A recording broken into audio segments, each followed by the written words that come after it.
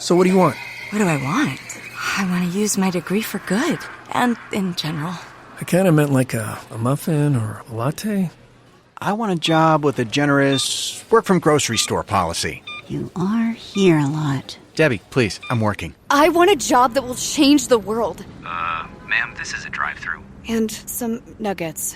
With LinkedIn's new AI-powered job search, you can find roles that match your unique skills so you can dare to discover more. Visit linkedin.com/jobs to learn more. I'm Gary Birtles, one of the old gits from a long time ago. You've got to tune into Tricky Talks, I believe, so just do it. All the best.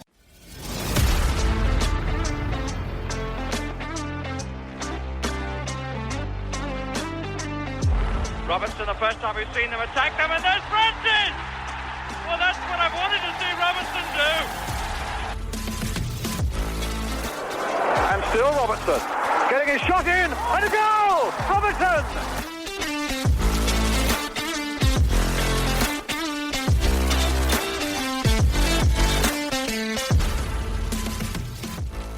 Hello, welcome along to the Tricky Talks podcast as Forest suffer a bad night in Braga and see their hopes of automatically qualifying for the last 16 of the Europa League washed away in the Braga rain. Here with me, definitely not going sideways and backwards to discuss the performance, is Kate. How are you doing? I had to get up at 4 to get our flight. We had a flight out of Gatwick at 7:20 this morning, and we were obviously in Braga, had to get to Porto. So, yeah, having spent quite a long time trying to get to sleep and trying to just process everything that had happened during the game, after the game, before the game. Then when the alarm went off at 4, I was like, why do I do this? I make very poor life choice.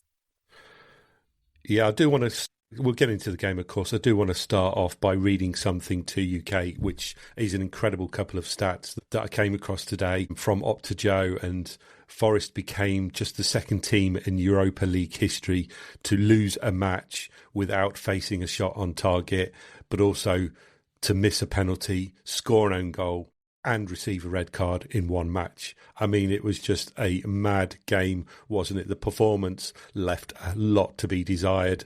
But let's start off with those mad 54 seconds when Forest got a penalty. Obviously, Gibbs-White missed. They went up the other end and scored.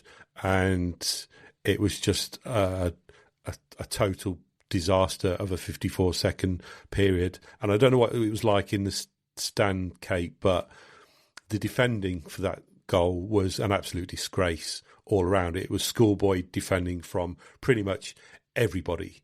I mean, I don't know whether you've seen the replay since then to watch it back, but what were your thoughts going through those 54 seconds? Because you go from one extreme to the other. Because let's just face it, the game was there for the taking. Braga offered nothing pretty much going forwards. If Forest wanted it, they could have had it. We'll get on to the team selection, but then you get the penalty and you think, okay, this if this goes in, this will be enough to win the game. And of course, Gibbs-White yet again missed in Europe. And then things just turned around completely from that point. They went up the other end and scored. I can't imagine how you guys must have been feeling in the stands at that point. So when the penalty was awarded, there was a sweeping feeling of exactly what you've just said. This is it. This is it. I could already visualise myself jumping up and down, screaming, grabbing hold of the boys. And I don't always feel like that about penalties. You know, we often miss. Gibbs-White seems to have missed quite a lot lately. But when it was initially given, I thought, okay, yes, this is okay. But then there was all that faffing about, wasn't there? So the referee was moving people back, and then it was, is McAtee going to take it himself? Is Gibbs-White going to take it? Then he spotted the ball. Then the ref came over and spoke to him, and he unspotted the ball, and there was a little bit more hoo-ha. And the longer that went on, that feeling of, yes, this is our moment, started to just dip. And I started to think, I don't like this anymore. I don't like this. Just take the pen, just take the pen, just take the pen. And then obviously it was saved. And it was saved. You know, it was a reasonable effort as penalties go. You know, we've criticised him for going down the middle a lot. He didn't go down the middle. It was taken with a bit of a hit. It was a good save. But that moment of seeing it be saved, and you just thought, that was it. That was our chance. That was our chance to win this game. But even at that point, you didn't think, now we're going to lose the game, you know, but within, like you say, within seconds, and it was under a minute, it's up their end, and Yates is sticking it in the back of their net. And it was just double take moment, you know, like, what the hell just happened? And the only thing that brought me back down to earth was the guy stood behind me went, just checking, are we in the Trent for that one? It's like, oh my God, what is this? What reality am I living right now? And then there was just this awful realization that we'd gone one down, and how on earth we were going to get back into this game, because we had offered nothing ourselves, you know. And I've seen some people trying to be positive today. I've listened to a lot of stuff on the journey home. I haven't seen Yates's interview, but I've read the transcript of it. I've seen Dyche's interview. I've heard people saying, you know, maybe this guy wasn't so bad. I think somebody said McAtee was all right. He wasn't. You know, Yates said we were in control, didn't he? We were in control of the game. And the thing that really made my blood boil was Dyche used the word adequate. I don't know if have you heard Dyche's interview? No, as soon as the game finished, I just switched off completely. I was not in the mood to listen to excuses or anything like that. I just turned it all off. So Dyche said of the first half and up until we conceded the goal that he felt the performance was adequate. So we've got Yates saying we were in control and we weren't that bad. We've got Dyche saying the performance was adequate. And I can tell you that performance was far from adequate. Before we conceded the goal, after we conceded the goal, there was nothing about that was adequate, that was acceptable. Were we in control of the game?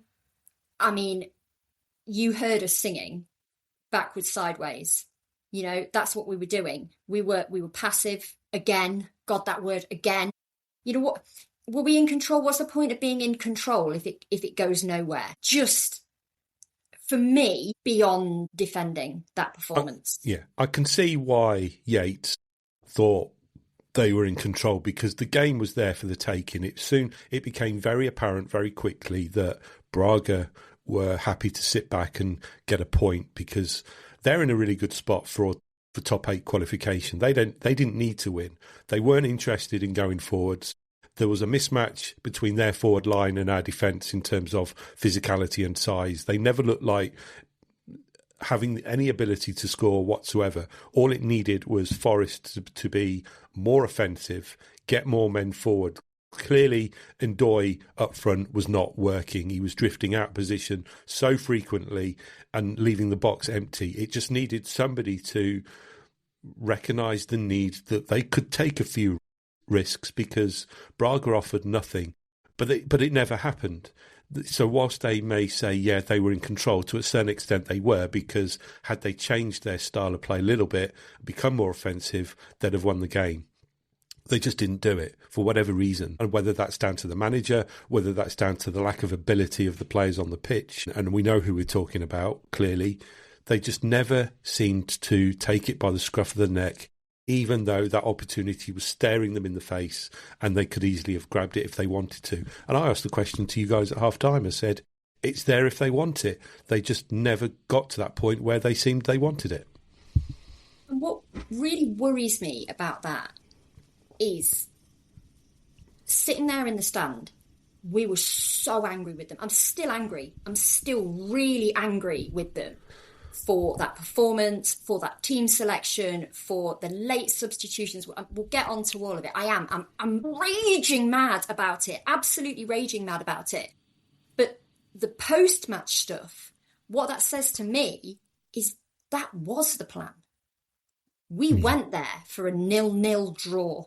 We went there for a point, and that just makes me even madder, because I didn't go there for that. You know, and I consider myself to be incredibly lucky to be able to go to all the games that I go to. I go home, I go away. That is my 4th trip on the bounce to watch them play in Europe.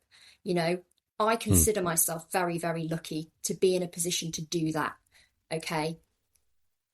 But I do want them to bring it when I do.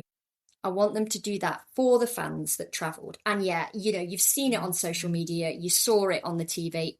The rain was torrential, absolutely torrential. Like when we took off from Gatwick, it was like being on a roller coaster. And it was the same when we landed, and we were soaked. You know, when you get wet and you just never dry out. And that's what it was like the entire time we were there. It was torrential rain. And yet, I don't know if, I'm sure you've seen, I don't know if people listening have seen the videos that we put up on our socials of the Forest fans singing. Like at points, they were singing so loud that I could hear them from my apartment. Just sat having a rest and a drink and a bite to eat with the boys, and we could hear them from the apartment. That is how up for it we were. That is how there for it we were as a fan base, okay? And that's what we got. We got a team that either had been told to just hang in there for a 0-0, or had got out on the pitch and, like you say, just didn't want it, didn't want to fight for it, didn't have any ideas, were happy to just pootle about, pass backwards, sideways, and hope the final whistle went with a 0-0 scoreline. And again, that is not okay. What is that? That is not the Forest that we love. It just isn't. And I'm sorry, absolutely unforgivable. I'm going to stop you there because breaking news. I want to talk about the position up front and the fact that they put Ndoye there. But breaking news, Forest have just announced the signing of Lorenzo Luca from Udinese. They've just put it on their social media. So he has joined. So we'll see what difference he makes. I don't know at this stage whether he's eligible to play in European competition, but it is a loan signing with a view to a permanent move, I believe. Can he play on Sunday? Can he play on Sunday? We'll get onto that in due course, but they have announced a signing and he is a striker. So let's get on to the fact that Ndoye played up front. It didn't work, did it? Clearly. I don't know what other alternatives there would have been, given the fact that he was a forward player. Who else could have played in that role? But it leads me, it didn't work, clearly. Did anyone tell him that he was supposed to be playing the striker role? Because he didn't look like he knew. And it just makes me think that whole Europa League squad has been mismanaged. If you have 4 strikers in your squad, effectively, one of which is injured and potentially out for the season, who knows? So he can't be considered. You have Taiwo, who is not even in the squad, who was admitted from the start. So you're immediately down to 50% of your attacking option or your forward players, your strikers down. You have Kali Muendo, who gets shipped out on loan, and Sean Dyche comes out and says that's a good move for the club. Well, how can it be a good move from the club when your only other striker in the squad gets injured before a Europa League game, leaving you with no strikers? And that would have been a perfect scenario for Kali Muendo to have come in and played up front in that game yesterday. But he can't, because whoever it was decided he was best off elsewhere at Eintracht Frankfurt, where incidentally he scored a couple of goals, I believe. So I do wonder if somebody has seriously mismanaged that Europa League squad. Obviously, we've talked previously about Amari Hutchinson being omitted, and there are reasons for that which we'll never discover. But it just makes you wonder what's going on with the decision makers, because to leave yourself in a European competition with no strikers is just inexcusable. It absolutely is. And when the news started to break on the Wednesday that he wasn't going to be travelling, that he was injured, there was that moment of, what on earth are we going to do? And everybody assumed we'd put Ndoye up front, and we did put Ndoye up front, and it didn't work. Like you say, it didn't work. Even more annoying than that is we still should have won it.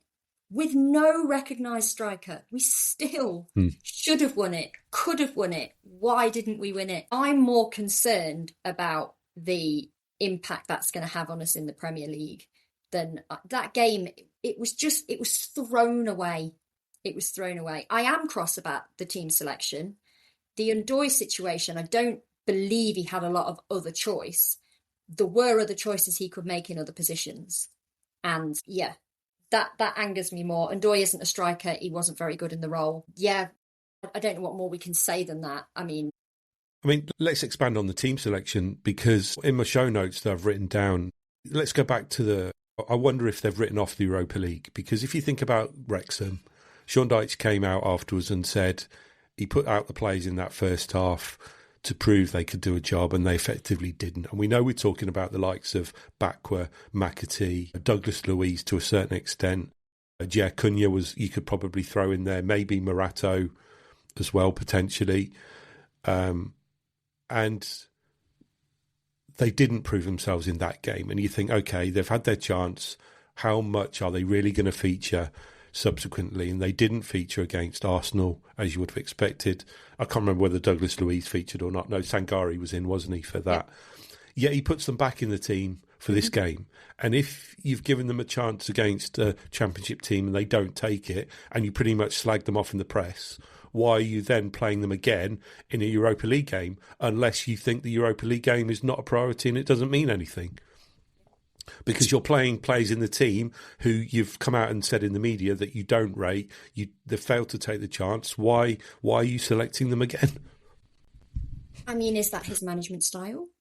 Is that the kind of manager that he is? To, shame them and humiliate them? There was an element of it feeling like he was trying to be the voice of the fans when he came out with that press conference after Wrexham, that he'd heard the booing, he'd heard, and he almost wanted to get us back on side and say, no, you're absolutely right, it wasn't good enough, da-da-da-da-da. But actually, in a man management situation, does that ever work? Like, calling someone out, humiliating them, telling them they're not good enough, does that make them better? We spoke about it before, and I said that I wanted a strong side. When I saw that announced, I wasn't happy. It did feel like Wrexham again, and it proved to be exactly that. It was a very, very similar performance in terms of levels, in terms of desire, in terms of frustration. And how could we expect it to be any different? We've got every right to expect it to be different, because they're our players and we're there and we want them to do well. And okay, so we've spoken about them not being maybe the right fit for the team, but they're not fundamentally bad players. So something is seriously wrong with what is going on behind the scenes for them to be selected, for them to perform like that, and for that to take us where it has. And it is a huge worry for me as a fan, a huge worry. I think we could probably expect a similar team selection next week, because for all intents and purposes, they're not going to get in the top 8 now. There is an outside chance they will, but it's going to take something very, very extraordinary for them to climb from 16th to 8th, given the fact they can only equal the team in 8th spot in terms of points. And you've got, you've got all these teams in between. Not all of them are going to drop points.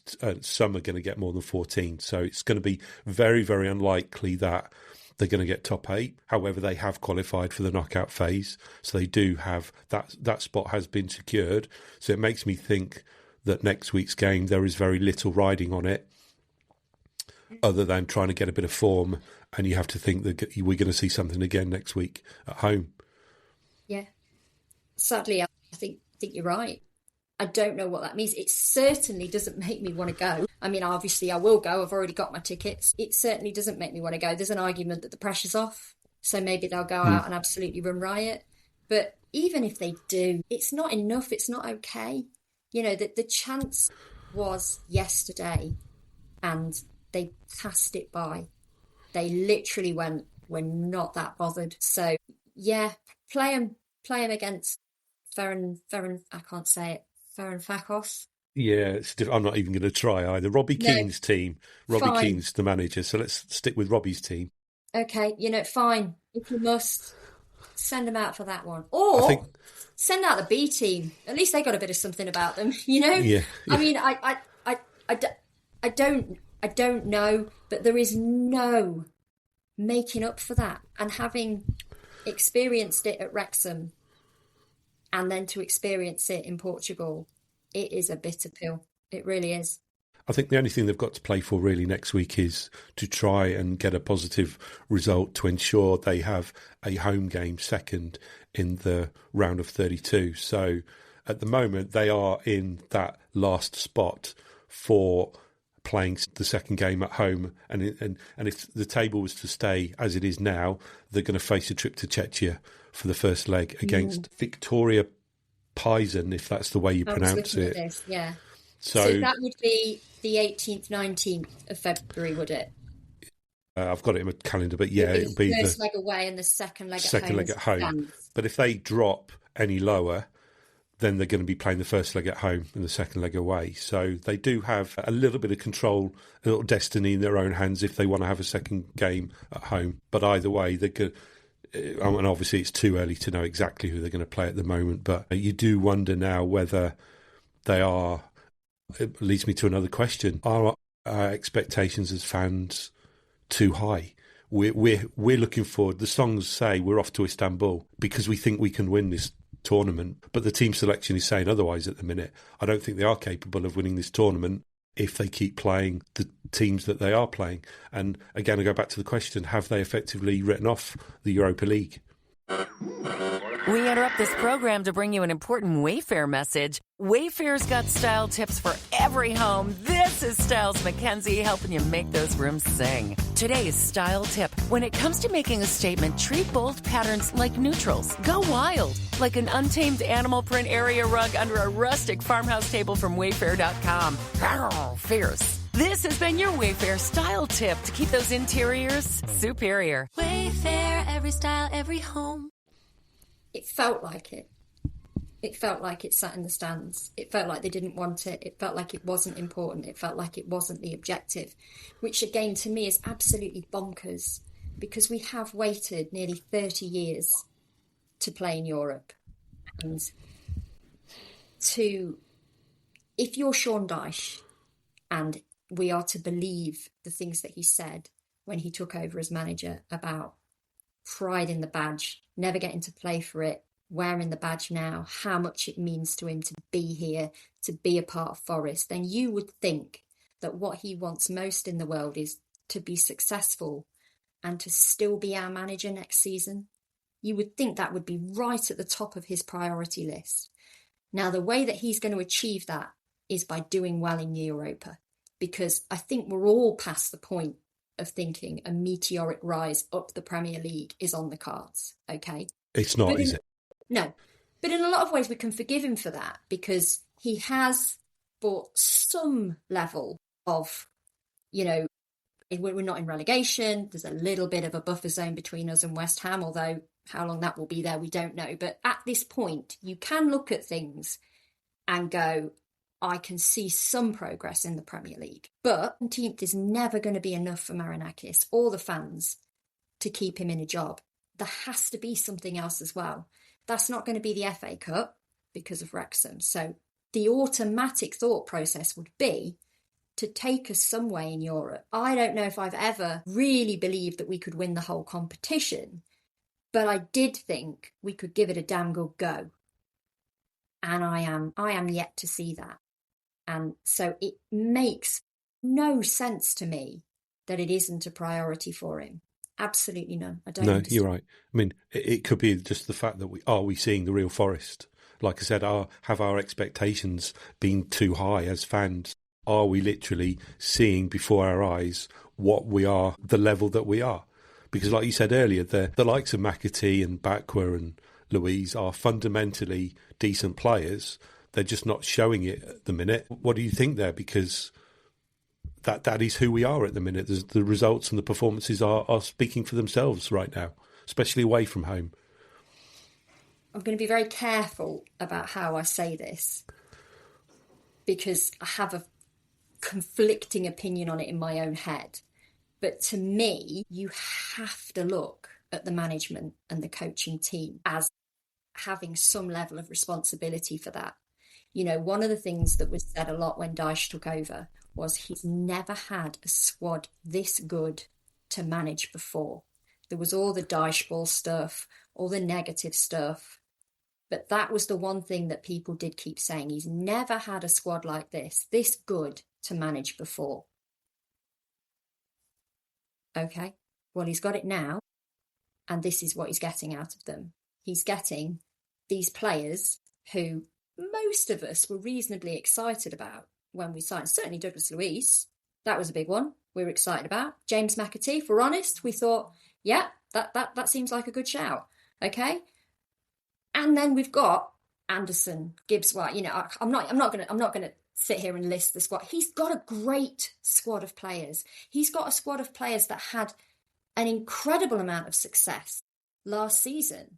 And then we've added to that some players that should add quality, should add value, should add depth.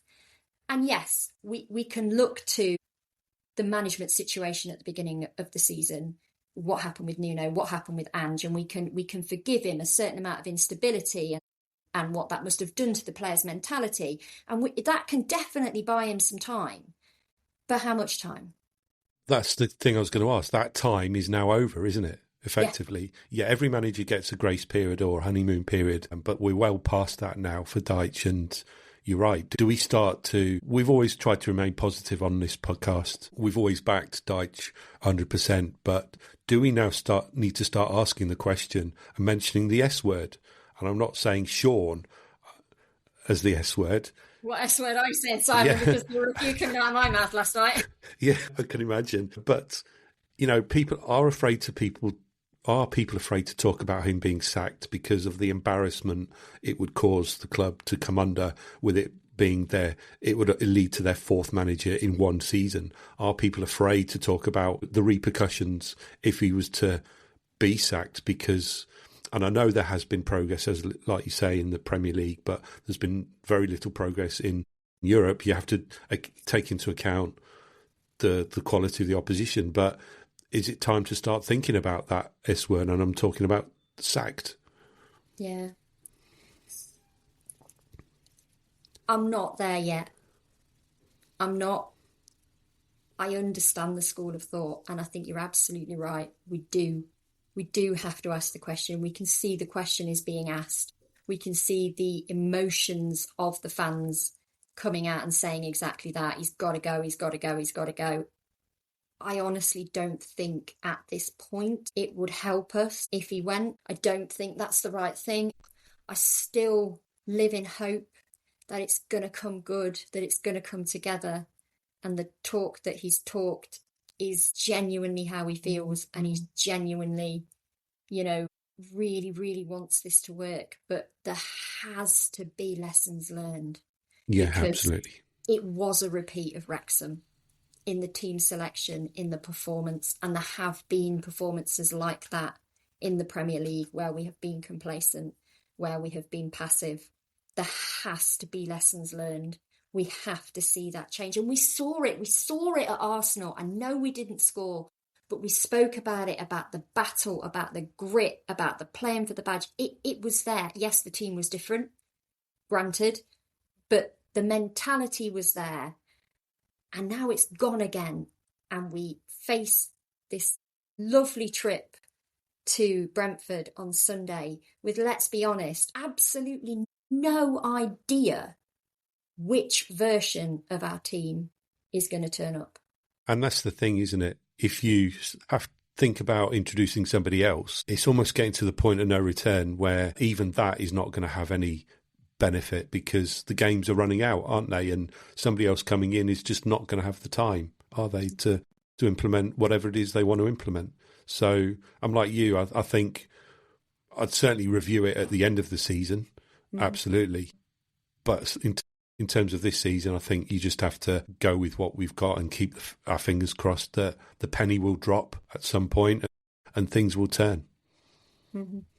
I just hope that he isn't now of the mentality that the rest of his season can be a dull 0-0 draw and that he's going to lose his job at the end of it anyway.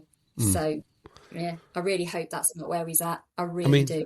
We've not even talked about the Anderson sending off, have we? Which was bizarre in itself. Those 54 seconds were the most weird 54 seconds in recent memory that I can think of in terms of watching Forest. But to throw in the Anderson red card at the end was just I don't know what was going on, because he must have said something. I've not seen any reports or any confirmation or any apology for the language that was used. So I don't really know what Anderson said, but he did say something, because you could see on the replay as the ball went upfield, he looked at the ref and said something, or you assume he talked to the ref, because otherwise why would he look at him? But the ref had no hesitation in bringing out that card. And Anderson himself seemed quite bamboozled and flabbergasted as to being sent off. Whether it was a case of, we don't know how well the referee spoke or understood English, whether their interpretation of what everyday language in English for the Premier League referee faces is different to what he's used to, and he may have taken offence. But obviously it means we're not going to see Anderson for the next European game. Thankfully, I don't think it impacts the league games. No. So we'll see Anderson on Sunday. But yeah, it's just another weird moment of the game. I mean, I'm assuming they'll appeal it. I'm assuming that will happen. How successful that appeal will be remains to be seen, because, like you say, we don't know what was said. And it was another moment of what on earth is going on? A bit like I think they were on the pitch when he got the red card out. First of all, you thought, has he got the wrong colour out? And then it was like, who is he red carding? What is he being red carded for? Because we, from up in the stands, we didn't have the view that you had. We couldn't see that he'd said something. It filtered in, must have been coming from people messaging people who were watching on TV to watching in the ground, that it was something that he'd said. But for quite a few minutes, we had absolutely no idea, why he'd been sent off. And it didn't seem like anybody really had any idea why he'd been sent off. And yeah, the assumption is that it was something pretty awful. And in some respects, I think that's not okay. And then in other respects, I think, well, actually, maybe you do need to show a little bit of respect to the referee. And yeah, you are in this game and your fans are booing and you are losing and you shouldn't be. And it wasn't a very pleasant atmosphere to be in. But whatever he said clearly was not okay. So I don't know what I'm defending, because I don't know what it was. Like you say, I don't think it impacts us. I don't think he would play anyway against Varoufakis. I don't think he would. I don't see the point. It doesn't affect us in the league, but it will be interesting to know whether we ever find out what was said and whether or not it is something that's successfully appealed or not. Yeah, to put an end to the Braga talk, watching it on TNT with Fletch commentating, as you know, he's a Forest fan, and Steve McManaman was there co-commentating, and he was saying all the right things about how Forest should win this game if they could be more offensive and take it by the scruff of the neck. Even Steve McManaman was admitting he's not a Forest fan, but he was getting so frustrated with their performance. Quite clearly the direction was there to win the game, and he couldn't really understand why they were just not taking it. He was getting himself wound up so much. He himself was flabbergasted that Forest lost that game. And he wasn't even a Forest fan. Imagine how you must have been feeling in the stands at that full-time whistle. You could hear the booing on the TV. Yeah, and I didn't boo. I don't boo. I never have done. I will admit to joining in with what the was that, because I could hear you on the social media clip you posted. There's no denying it. There's no denying it. Because what was that? Actually, what was that? And I couldn't help myself, because the anger, the frustration, all of it compounded with the whole trip there was nothing else to say. There was no redeeming features at that moment. Everybody around me was just so angry and disheartened and embarrassed and almost ashamed of them, And we did great. As fans, we did great. I'm pretty sure we outnumbered them. Yeah, certainly you did, yeah. Opposite us, there was nobody. There was a small faction, I think, of home fans sort of up and to my left that did make noise when Yates scored for them. So I do think there was a little pocket of home fans on our side. But the whole of Braga was Forest. We were there to cheer them on, and we did. We were the 12th man, we were, and yeah. Braga were expecting a record attendance of 12,000, and the rain put a lot of people off. Darren Fletcher was talking before the kick-off around how everybody had stayed away from the home end because of the weather, because of that pouring rain. He said Forest fans were certainly outnumbering Braga. They were sat in the middle of the stand where you were, so you had the Forest fans to the left. You had another chunk of Forest fans to the right. Darren Fletcher and Steve McManaman were in the middle, and said there were even Forest fans who had come into the middle section of the stand, which is technically was the home end, but Forest fans had filtered into that. And he told a really good story around how Forest fans had been buying tickets in that area in advance, but the club soon got wind of it and stopped it. But some genius Forest fans had the idea of becoming Braga members. So they became a member and got a match ticket for €10. Hence why there were a lot more Forest fans than there were official tickets, if you like, and hence why they seriously outnumbered the Braga fans, because I gather it's not a team that's widely followed anyway, even though they've got these two massive stands.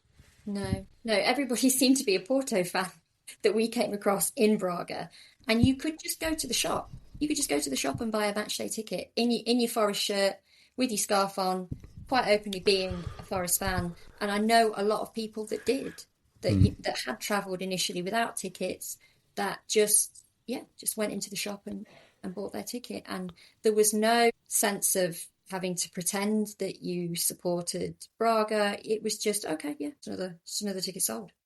So from Braga then to Brentford on Sunday. Yeah, can't wait.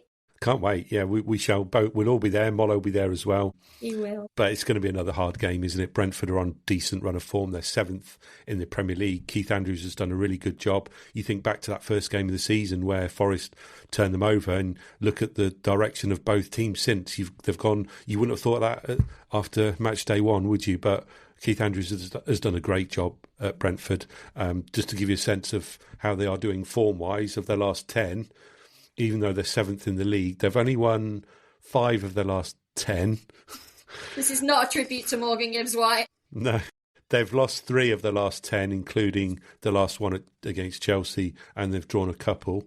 They've kept 2 consecutive clean sheets at home against Sunderland and Spurs, but prior to that, they hadn't kept a clean sheet at home since August. So they do have a tendency to leak goals at home, but they've also got a tendency to score them at home as well, with Thiago up front. So it's going to be another tricky game, isn't it? I can't see them leaking goals being a problem on Sunday. Can you? Do you know, I was thinking back to when we did the pod after the Brentford game, and some of the things that we said. I remember making some kind of impassioned speech about how when all our players are fit and in form, how good we are. I remember Chelsea saying, we're not going down, are we? All that optimism, all that just joy at seeing them go out and perform the way they did in that game. And look at us now.